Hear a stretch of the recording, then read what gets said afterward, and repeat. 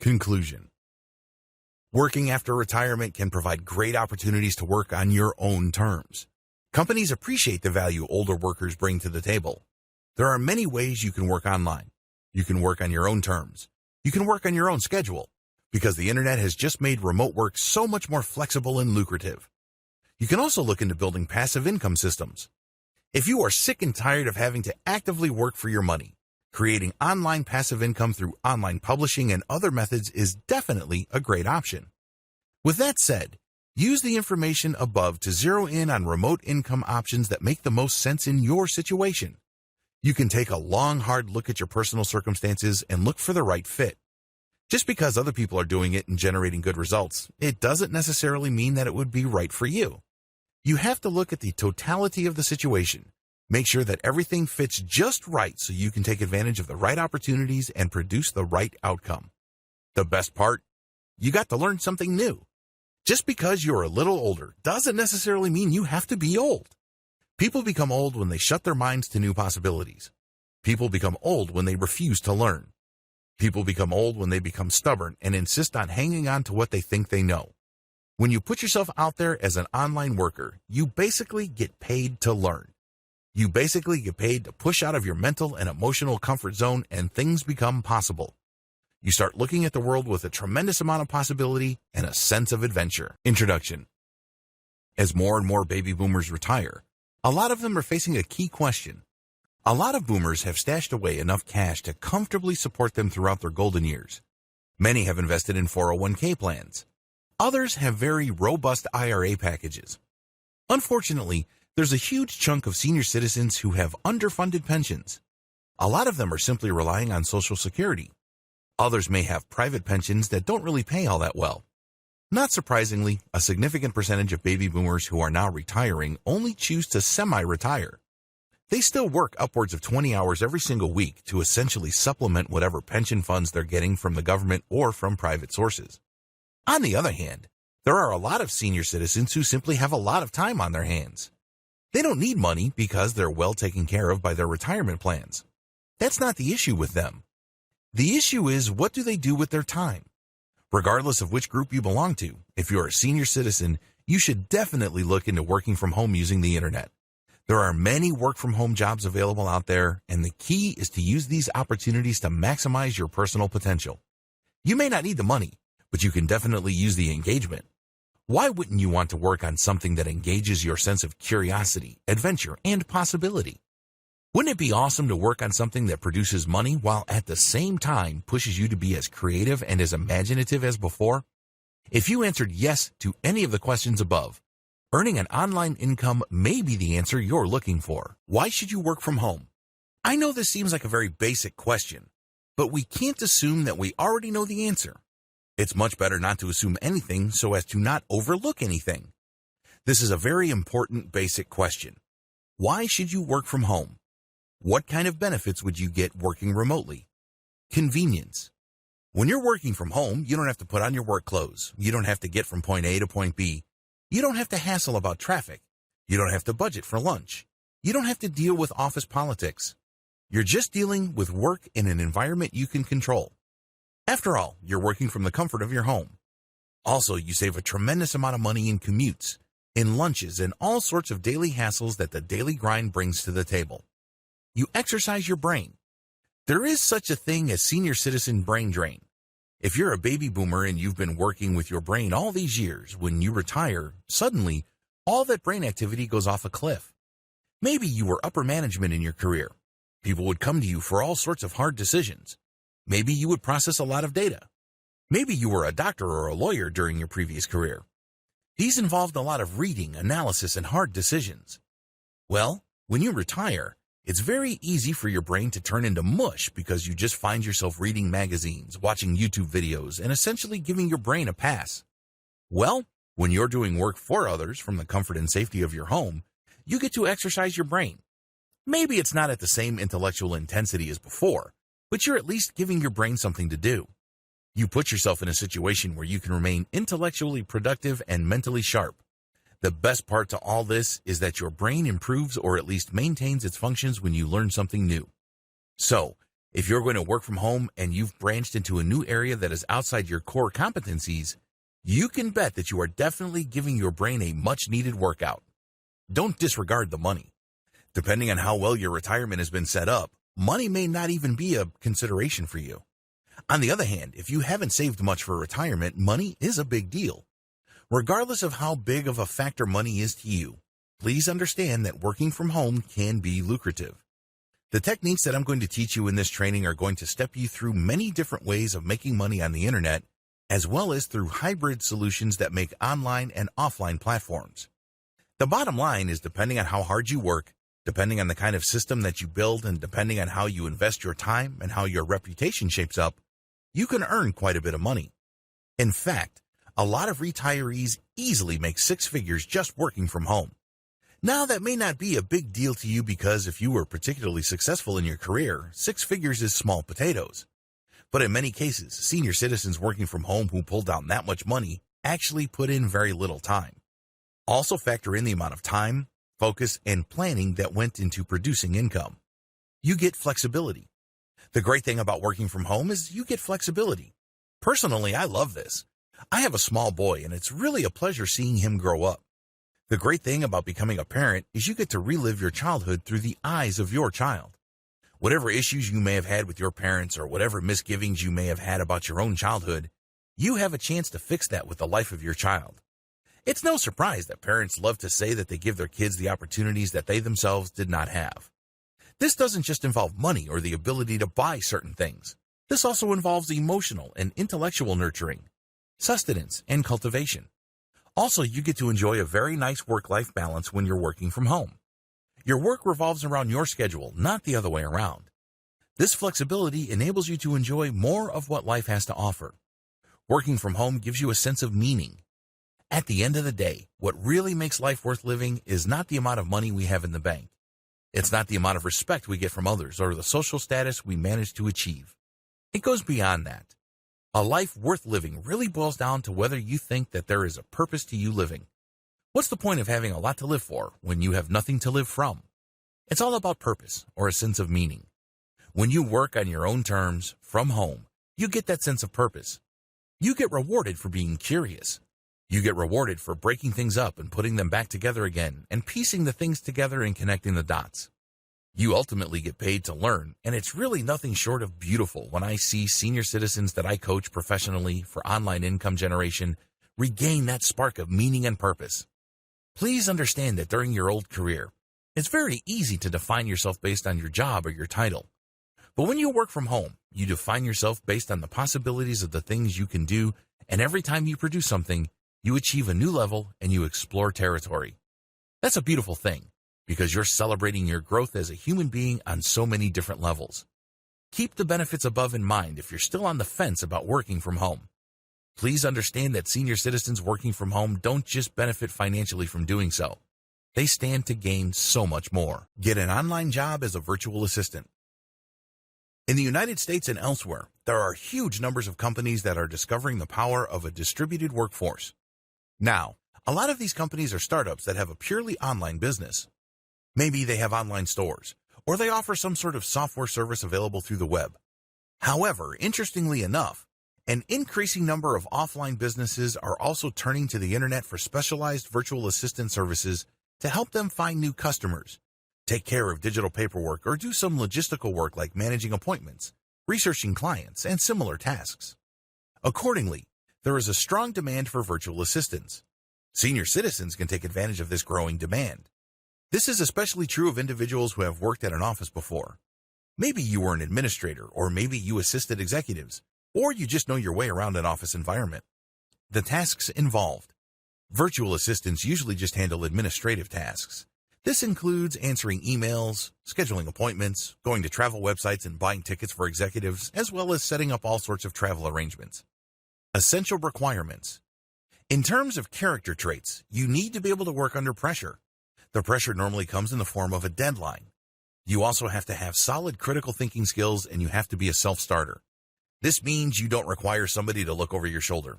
Your boss doesn't have to shake your cage so you can get motivated to work. At the very least, you must be able to deliver what's expected of you at the expected time. Finally, you have to have solid English communication skills. This can't be emphasized enough. You have to write and document what you did for your employer. Now, a lot of times, this is taken care of by project management software. You're given a series of assignments and you just plug in what you did and at what time and you are done. Well, it all depends on the setup. Some virtual assistant arrangements are more informal than others, while others require specialized tracking software. In fact, some virtual assistant jobs have a status check software installed on your computer. This enables your employer, with your full legal permission, to check your screen at any given time within the block of time you agreed to work. This will let them know if you're playing online poker or messing around online or actually doing the work they pay you for. Different arrangements. What I would suggest is you try to get a virtual assistant project that pays based on outcome instead of time. The problem with working on a time-based basis is that it feels like you're working at an office. Sure, you're working from the comfort and convenience of your home, but your time is severely restricted. This is made worse when your boss can check your status by checking your screen. By shifting to an outcome-based arrangement, your boss will pay you for results. The results are pretty straightforward in a typical virtual assistant arrangement.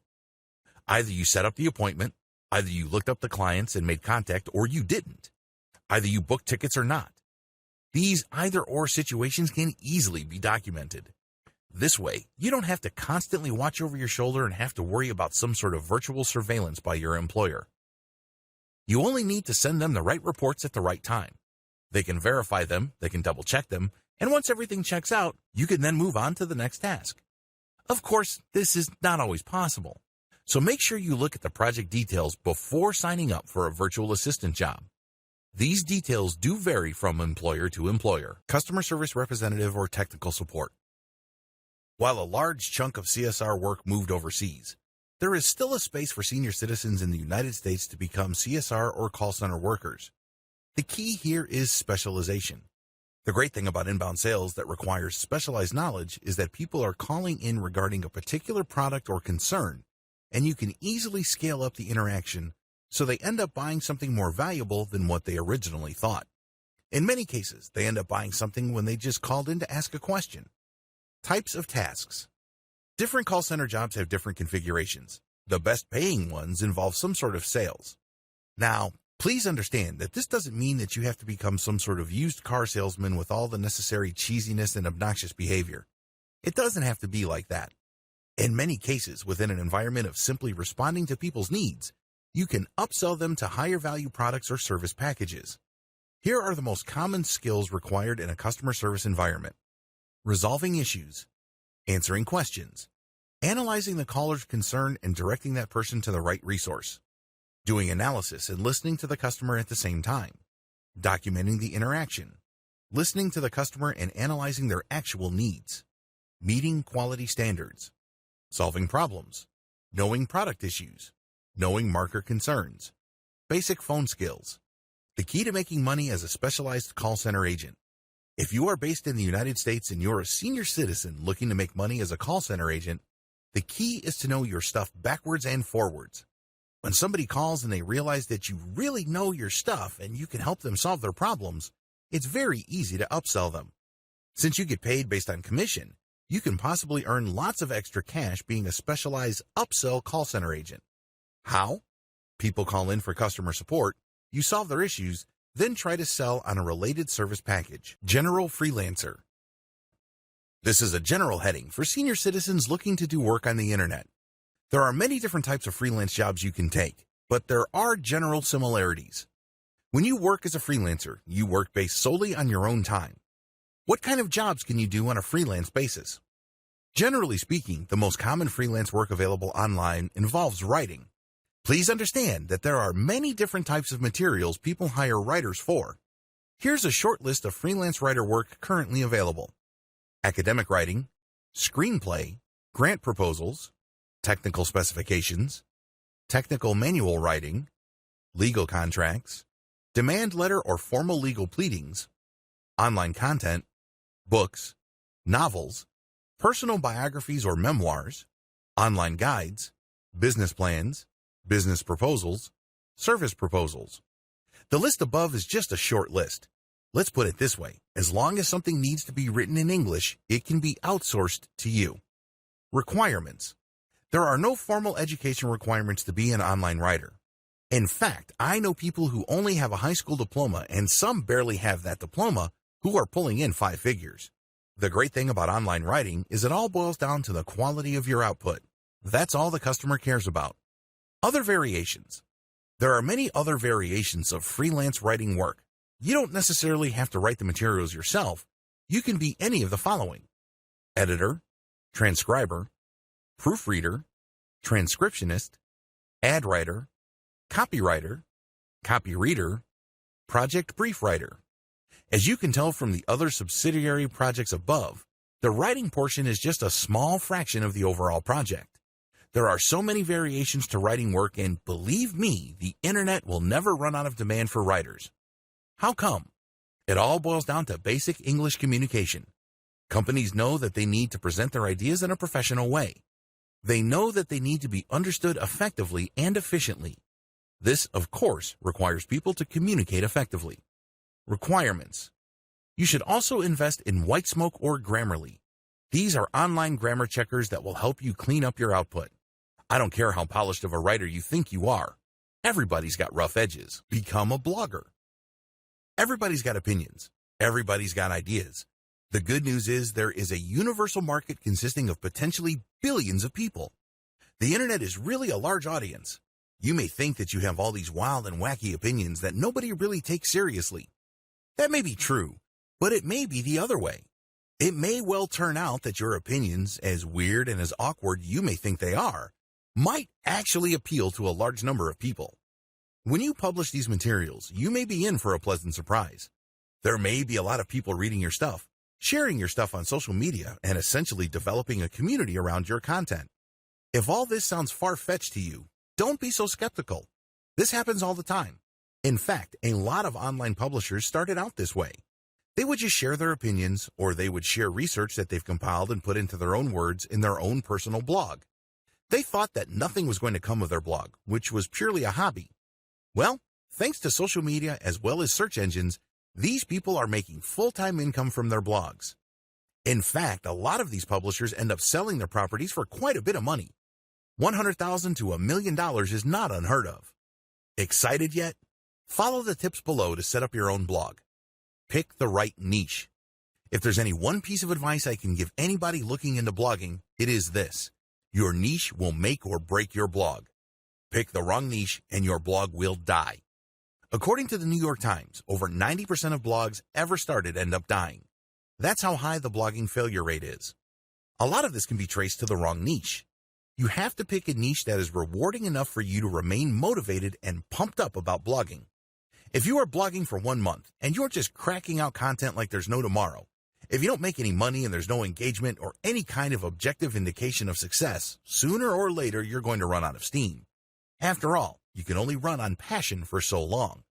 To create a self-sustaining business where you can get the motivation you need to just produce high-quality content and produce these materials over an extended period of time so as to maximize their income potential, you have to pick the right niche. The right niche can be boiled down into the formula below. The right niche equals the topic you're passionate about plus high enough search volume levels.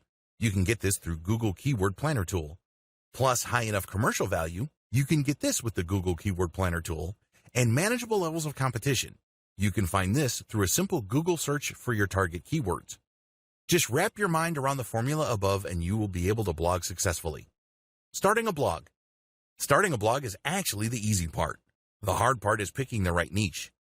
I'm providing you the steps below under the assumption that you already know how to pick the right niche or you have already chosen one. Step 1. Get a hosting domain name and install WordPress.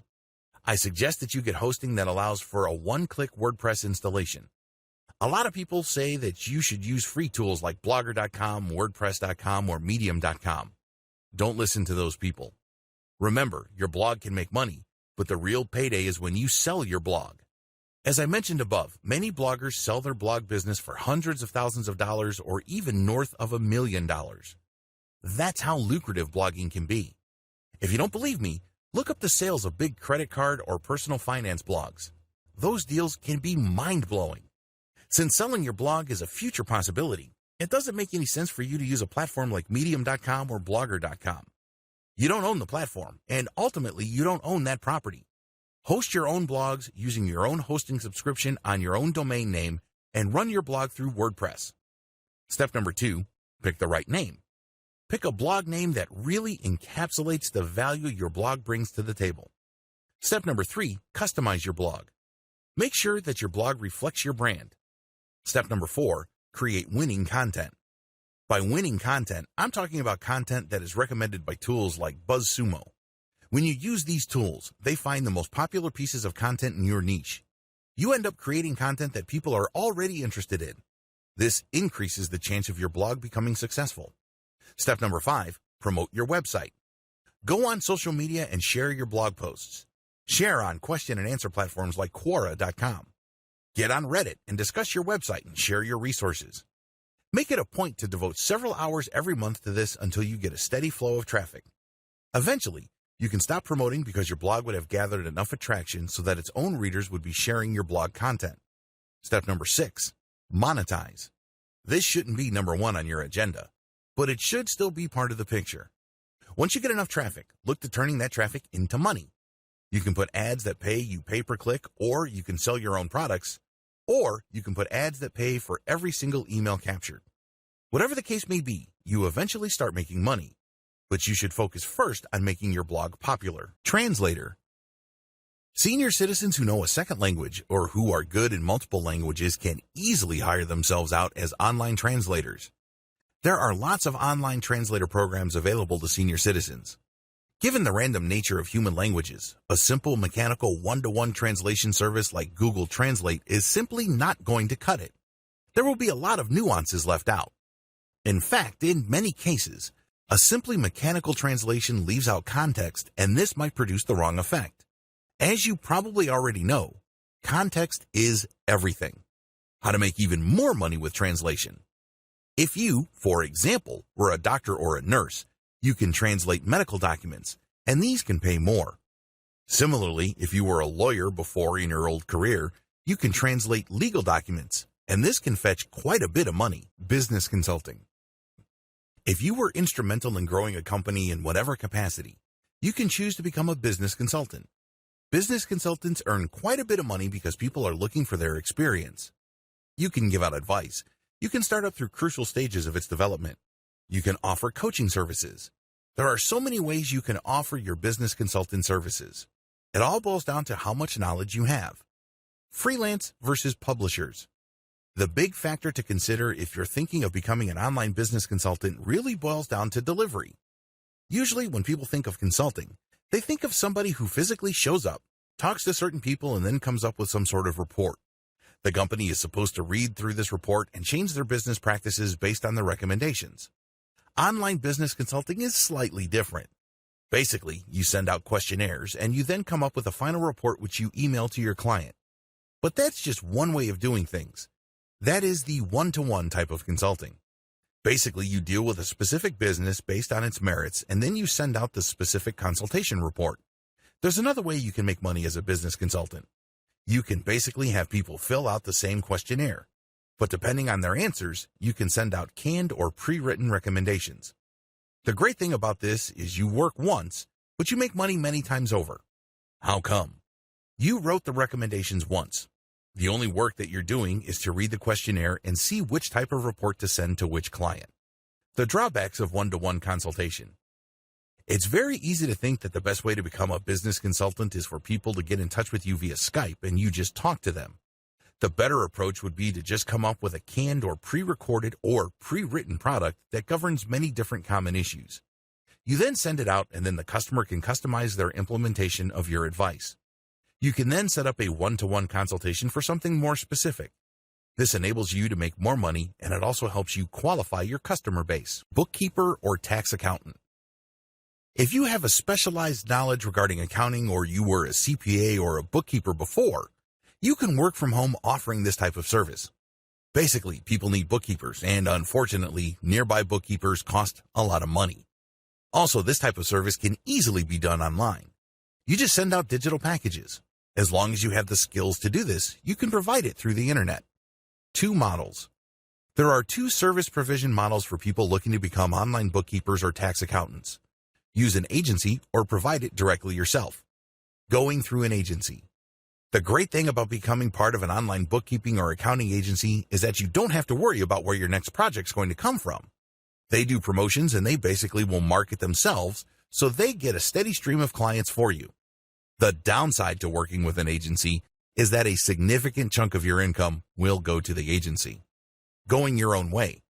The great thing about offering your own tax accounting and bookkeeping service directly to the general public is the fact that you don't have to split your fee with anybody. The downside to this is that you have to know online marketing well for you to earn using this technique. Otherwise, it's going to be tough for you to earn money as a tax accountant or bookkeeper. You have to have the right marketing skills to make this happen. See the marketing section later in this training. Online tutor or teacher. There are many disciplines requiring tutorial assistance. Generally speaking, these boil down to science, math, and English. If you are good with written English or spoken English, you can become an online tutor. Two types of tutoring platforms. If you're looking to tutor people through the internet, please understand that there's really only two platforms for this. You have to choose wisely, otherwise you might not make much money as an online tutor. Type number 1, go through an online agency. The great thing about signing up for an online tutoring agency is that they will find clients for you. You don't have to worry about finding a student. Your main worry is to get accepted into an online tutoring platform. Type number 2, go your own way. The alternative to using an agency is to go your own way. In other words, you put up your own website and you market your online teaching and tutoring services directly. The great thing about this approach is you get to charge more money. Remember, when you're using any kind of agency, you are splitting the fee with the agency. Unfortunately, in an agency environment, they set the fee. If the fee is very low so as to make their services more affordable, guess who takes the hit? That's right, you do. So when you market directly to your potential students, you earn more money and you keep more money. Another advantage is you don't have to worry about personality and temperament issues because, ultimately, you either convince the student to hire you or you don't. You don't have to go through some sort of bureaucracy or attitude test. The downside to going your own way is that you have to know how to market online. You may have to spend a lot of money on Facebook ads and Google search ads to get customers. If you don't know what you're doing with online marketing, you might end up paying too much money only to have very little to show for it. Become an online seller. Online commerce is here and is here to stay. It's getting larger and larger. Wouldn't you want to get a nice piece of that pie? The problem with online selling. The problem with most online sellers is that they think they have to do all sorts of things to sell online. This means they have to hang on to inventory, prepay for it, store it in a warehouse, physically handle the stock, deal with returns, refunds, and all sorts of customer support headaches. On top of all this, they face a tremendous amount of competition regardless of their niche. It is no surprise that initial adopters of online stores or early online store builders tended to fail. Fast forward to today. Now, more online sellers are making money reliably, predictably, and profitably. What changed? 2 words. Dropshipping. Dropshipping explained.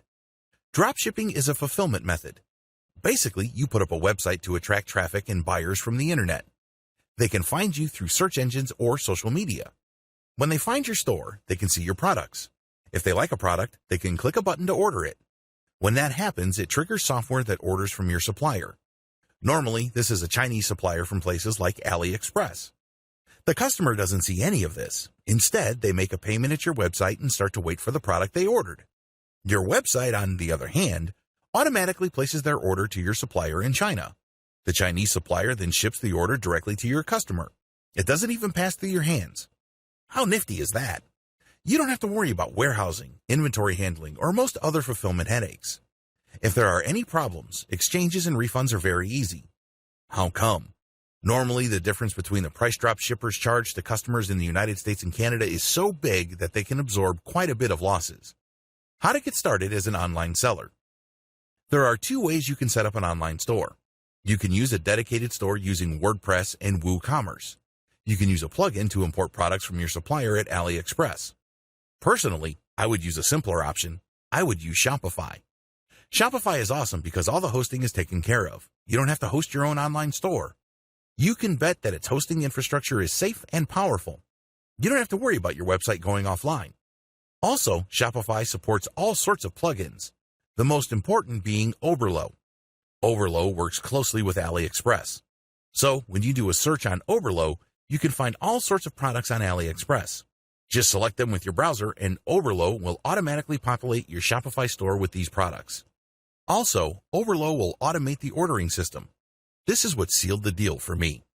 When somebody goes to my store and buys a product, the payment is processed through Shopify and my PayPal account is credited. At the same time, Oberlo will take the order details of that transaction and send it automatically to my source at AliExpress. My PayPal is then automatically charged, and I keep the difference. Virtual juror. In high-stakes litigation, lawyers really are not in a position to leave anything to chance. They'd rather present their cases to people that match the profile of the jury pool in their jurisdiction. You have to fill out an online survey to see your personal profile. And if you get picked for that online jury pool, you get paid as an online juror. You basically just listen to the arguments of the lawyers, you look at the evidence presented, and then you render your opinion. In many cases, you are asked to explain why you decided the way you decided. This is then recorded by the online juror company and presented as a report to the litigators involved. The law firms will then look at the profile of different types of jurors so they can use them as a way to guide them in picking out the proper jury composition in their lawsuit. In other words, by going through an online juror system, they can get a good idea as to which jurors to select so as to maximize their chances of success. On the other hand, if the online jurors uniformly or almost universally decide for the plaintiff or the defendant, the law firm might decide to just settle the case. No matter how you cut it, your job as an online or virtual juror is actually very important. It can save companies a lot of money. It can also save plaintiffs a lot of hassle. Other work-from-home opportunities. If you want to work at home, there are many different options available to you that can involve a hybrid of online visibility and offline work. What follows is just a general sampling of this type of hybrid opportunity. Keep in mind that these opportunities require real work. You have to physically be somewhere. You're basically back to active income in the sense that you are trading in your time for money. The only online dimension to this is that people will find out about your service through the internet. Catering, baking, and cooking. If you have a Facebook account, you can use Facebook to offer catering services. Facebook is geared towards local businesses, so when people look for local catering and baking or cooking services, they can find your business. You can sell prepackaged meals that you prepared in advance, or you can rent yourself out as an on-site chef or cook. If you're going to go into this kind of business, make sure you look for competitive pricing. Childcare. You can offer childcare services out of your home. However, make sure you comply with local licensing rules. There are also potential insurance bond issues that you need to comply with. Care for pets. You can also set up your home as some sort of doggy hotel. There is a tremendous amount of demand for this type of service. You can also walk people's dogs for them or otherwise take care of their pets as a pet sitter. You can advertise these services on places like Craigslist. Depending on your jurisdiction, you might have to get a permit and insurance. You also might have to get certain modifications to your premises built. Handicrafts, painting, and music. If you are in any way creative, you can just create music or graphic arts packages and sell these online. There are lots of people looking for royalty-free music. You can either join a website that acts as a clearinghouse for this type of material, or you can sell it through your own site. Mechanic services. If you love cars, you can advertise on Craigslist to be a drop-in mechanic. Now, please understand that people would pay good money for this because you are actually visiting them and doing repair work on their car. The same possible legal issues of pet sitting apply here as well. Gardening services. You can offer informal gardening services through the internet. There are a lot of people who need certain plants trimmed or their lawns mowed. This can be lucrative, but your service page has to be very visible online. Where to get online jobs? Assuming that you want to become a virtual assistant, or you want to work as an online tutor or perform any kind of work that can be done online for clients, you really only have 3 major sources of these types of jobs. Please understand that these are categorical sources, meaning there are many different variations to these, but ultimately this is how they operate. Your 3 choices are going your own way, micro-sourcing platforms, or job matching platforms. Method number 1, going your own way. When you go your own way, you're basically selling your services through your website. Maybe your website is just a page on Blogger.com or Medium.com. It's still an online service page. Obviously, you should adopt the most professional-looking online presence. Invest in a domain name, get it hosted somewhere, and make sure that your website looks professional. The more professional your site, the higher the chance people will hire you. Pretty straightforward. How to get people to visit your site. When you do go your own way, you're basically taking out online ads or promoting your website or doing some sort of outreach to get people to do business with you. The bottom line is to get people to see your website so they can see what it is you offer. You can charge much higher rates than if you were to advertise your service on a platform. There's no comparison. The only person you're being compared to is yourself. Watch the video on online marketing to get a basic understanding of traffic building techniques you can use. Another downside to going your own way is that you have to learn how to sell online. Please understand that there's a big difference between learning how to drive traffic and learning how to sell. A lot of people confuse these two things, and that's why they spend a lot of money on paid ads with very little to show for it. You also have to set up a web presence that can convert traffic into sales. This is not as easy as you think because it takes quite a bit of time and attention to detail, but it can be done. Method number 2, micro-sourcing platforms. Micro-sourcing platforms are places like Fiverr where service providers set up an account under which they can then create many different ads. Each ad relates to a specific task they perform for other people. For example, if you're a graphic designer who can produce banners, headers, Photoshop edited photos, and other graphics tasks, when you join a micro-sourcing platform, you agree to price your service according to their price restrictions. On Fiverr, service providers used to be restricted to only $5. Not anymore. But you can only offer one specific task per ad.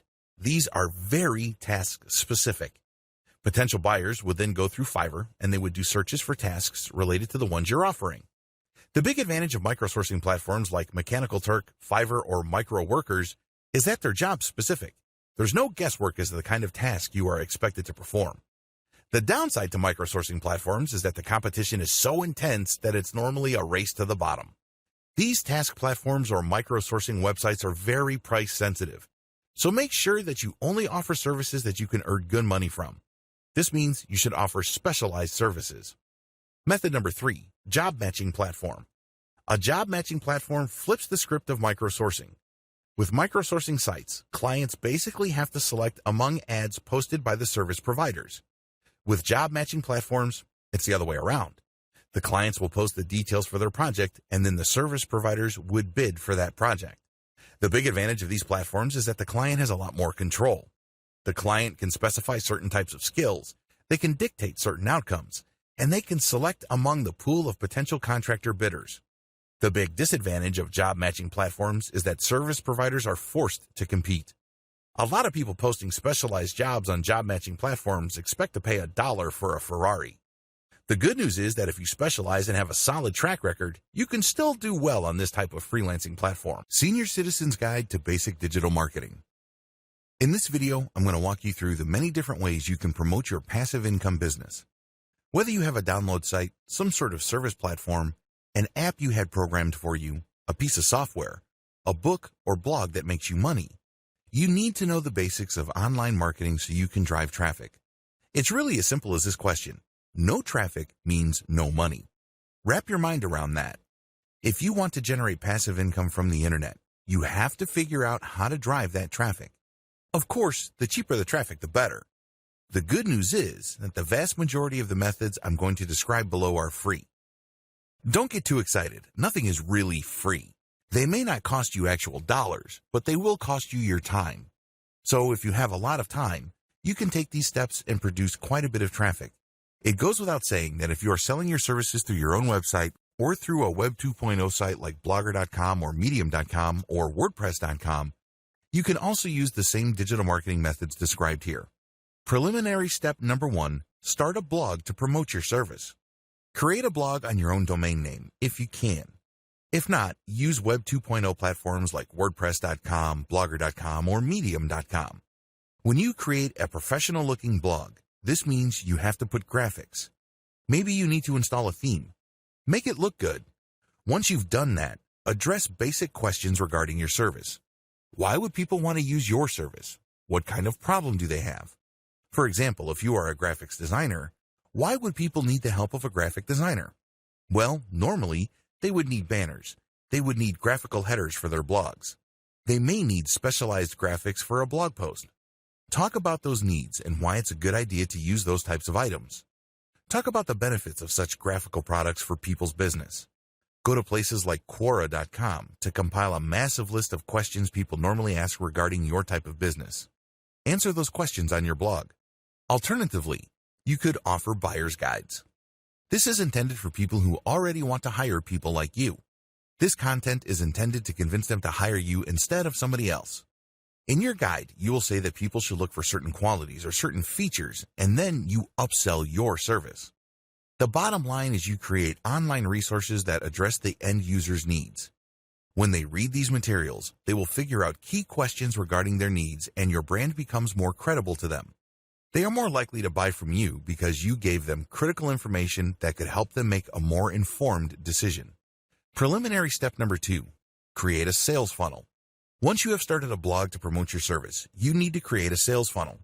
This is crucial. A lot of people think that once they put any kind of content on the internet, that somehow, some way, that content will magically transform traffic into cold hard cash. I wish it were that easy. While I have no doubt that this sometimes happens, but for the most part, it doesn't. You have to understand that most people are busy. Most people have better things to do. So as much as possible, they would rather be pushed into or persuaded into some sort of sales conversion process. If your content doesn't do that, then you can kiss that potential sale goodbye. Instead, those eyeballs will eventually convert for somebody else who knows what they are doing. The key here is to understand that you're not blogging just for the sake of blogging. Your blog content must lead to sales. If you don't get this, then don't blog. It's that simple. Set up a simple sales funnel. A sales funnel is really just a flowchart of different types of content you put online. This material ends up filtering or qualifying your traffic so that eventually they buy from you.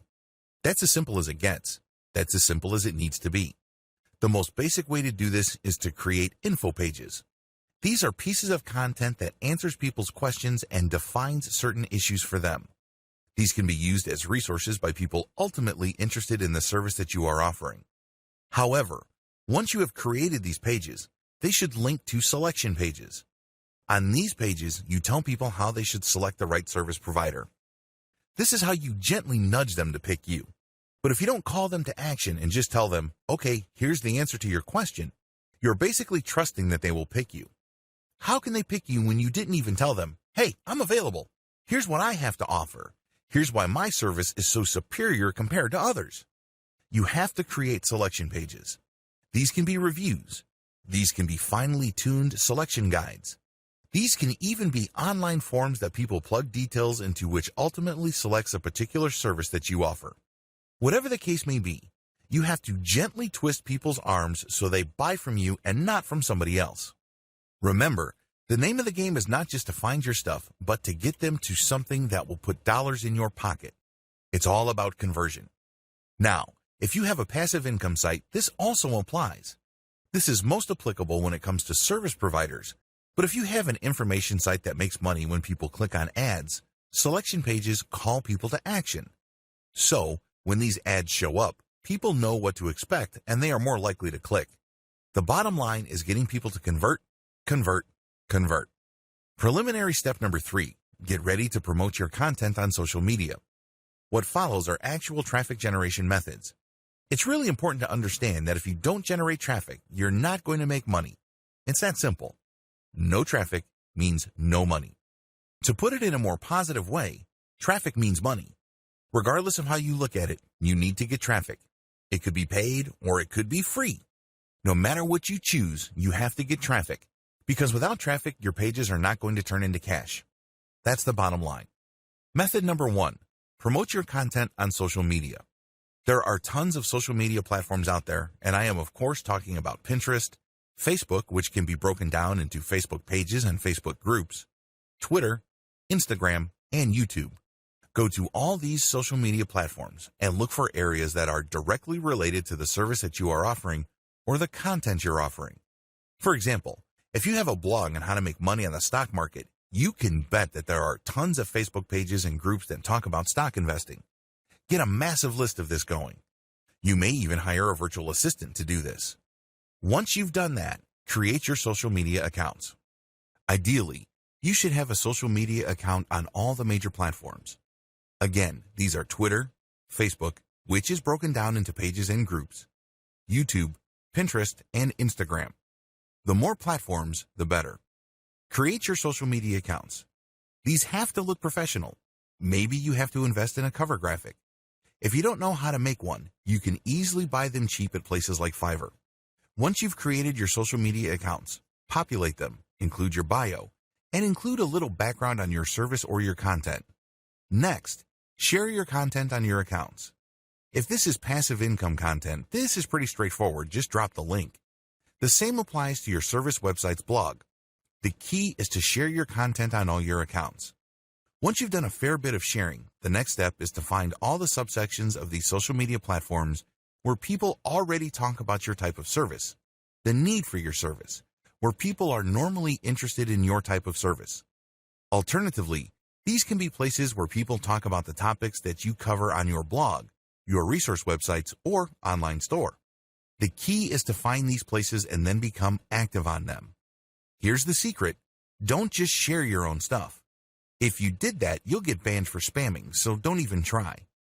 Instead, find high-quality third-party content and share these on your accounts first, and then from there, link to these subsections.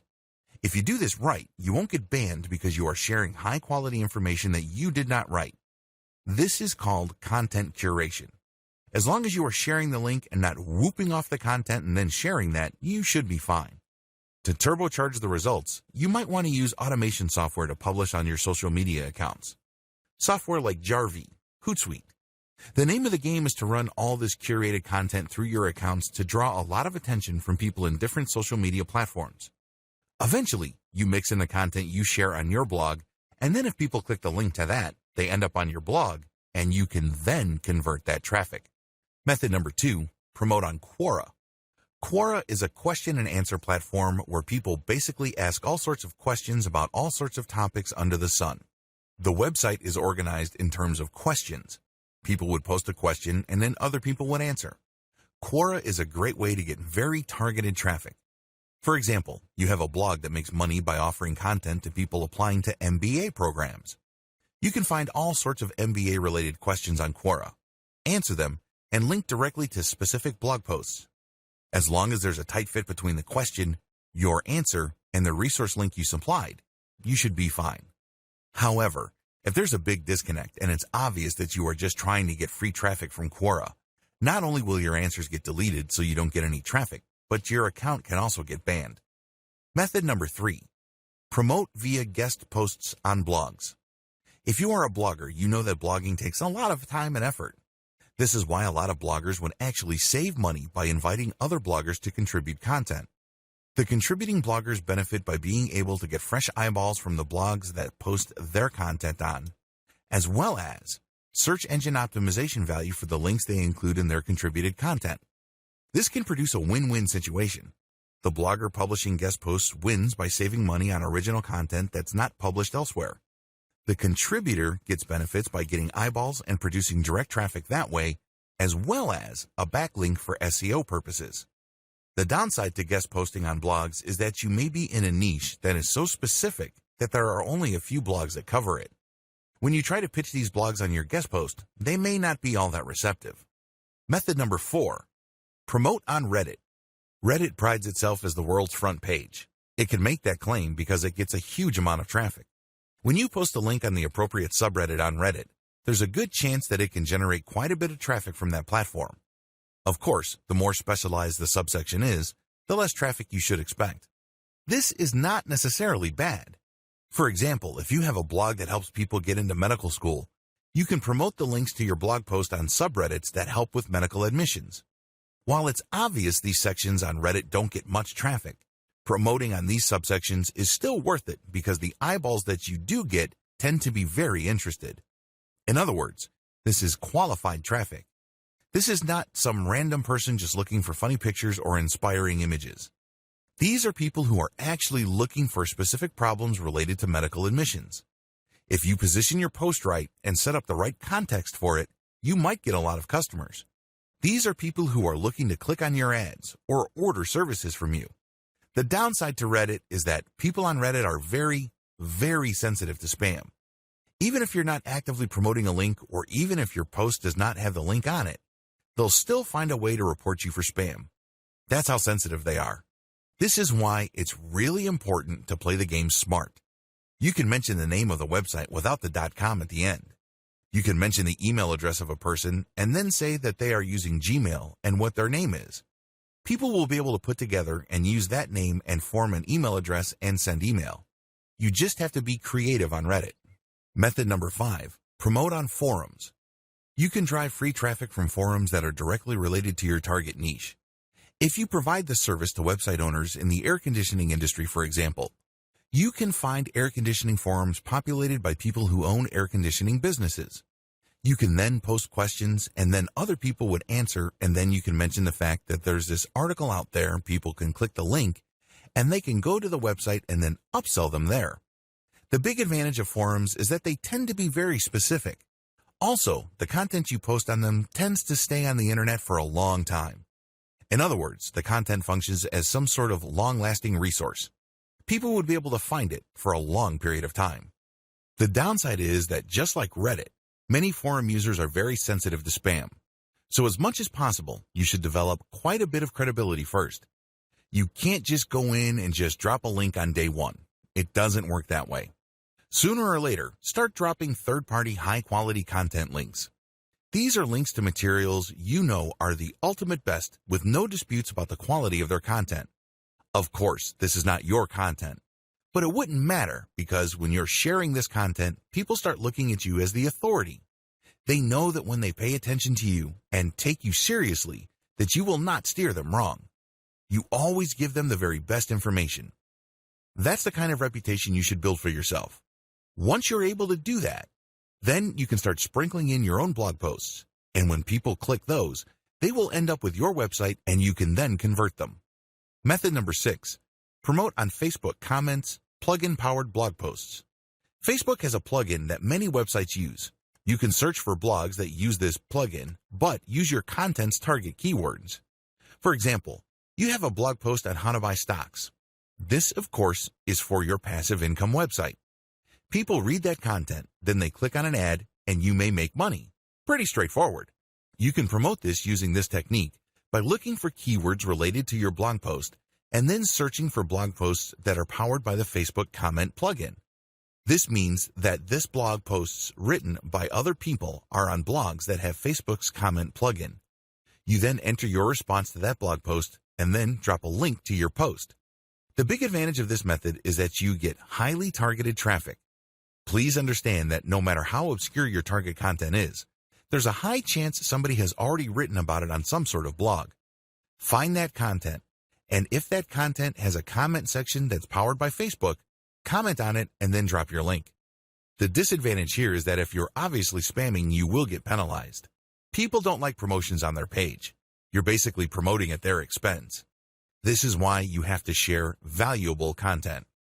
Method number 7, promote on Pinterest. Every blog post on your website can have an image attached to it. Find that image. Get it custom made on places like Fiverr. Once you have the royalty for the image, go to Pinterest and pin it using hashtags or categories directly related to your niche. The upside to this is it's pretty straightforward. It's very easy to do, and you can link from that photo to your blog post. The downside to this is you need to do this a lot and you have to produce the right content. Also, Pinterest is great for products and not so great for services or concepts. Method number 8, promote on blog comments. Basically, you search for these blog posts, the same way how you would be looking for blog posts that use the Facebook comment plugin mentioned in one of the methods above. The only difference is that these blog posts don't necessarily have to use the Facebook comment plugin. You still do the same things though.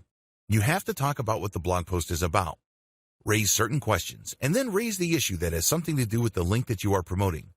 This is not something you can copy and paste. You have to do this on your own. You have to be a decent writer to pull this off. But the good news is, if you are able to do this right, you will attract the right eyeballs. Method number 9, Facebook page commenting. Find your competitors on Facebook. Whether you're a service provider or you are a blogger or a content website owner, find your competing pages on Facebook. Look for their pinned post. These are posts that appear on the front page. Comment on the number one comment on that page. Ideally, you should find content that has no comments first. Comment on that, and then use the same techniques for blog commenting that I've mentioned earlier, and then drop your link. Method number 10, Facebook group marketing. Join as many different Facebook groups related to your niche and use the same commenting strategies I've mentioned above. Paid options. In addition to the free methods above, you can always pay for traffic.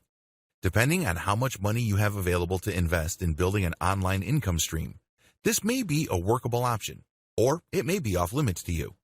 It's a good idea to cut your teeth on free traffic generation first before paying for traffic.